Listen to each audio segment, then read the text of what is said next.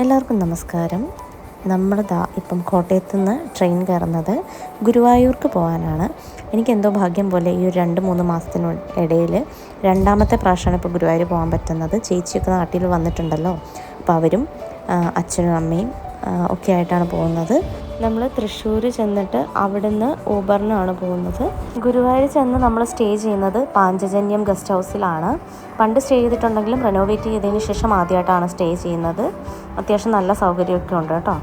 തൊട്ടടുത്താണ്, അങ്ങോട്ട് ഇറങ്ങിയാൽ മതി അമ്പലത്തിലേക്ക്. ചെന്ന ഉടനെ ഈവനിങ് ആയിരുന്നു ചെന്ന ഉടനെ കുളിച്ച് റെഡിയായി തൊഴാൻ കയറി.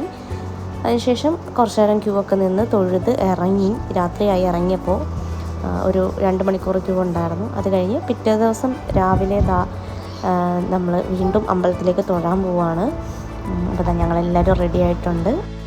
അങ്ങനെ തൊഴുന്നതിന് മുമ്പായിട്ട് ജസ്റ്റ് ഫുഡ് കഴിച്ചിട്ടാണ് കയറി. കാരണം അവിടെ ആയതുകൊണ്ട് നമുക്ക് അങ്ങനെ നോക്കാൻ പറ്റില്ല, എത്ര നേരം ക്യൂ നിൽക്കേണ്ട വരും എന്നൊന്നും പറയാൻ പറ്റില്ലല്ലോ. സോ ഫുഡൊക്കെ കഴിച്ചിട്ട് തൊഴാൻ കയറി. തൊഴുതെല്ലാം കഴിഞ്ഞ് അവിടെ കുറച്ച് നേരം നമ്മൾ മണ്ഡപത്തിലുള്ള മേൽപ്പത്തൂർ ഓഡിറ്റോറിയത്തിൽ നടക്കുന്ന പ്രോഗ്രാംസ് കുറച്ച് നേരം ഇരുന്ന് കണ്ടു. അതിനുശേഷം കുറച്ച് റീൽസ് കാര്യങ്ങളൊക്കെ ഞാനും ചേച്ചിയൊക്കെ എടുത്തു.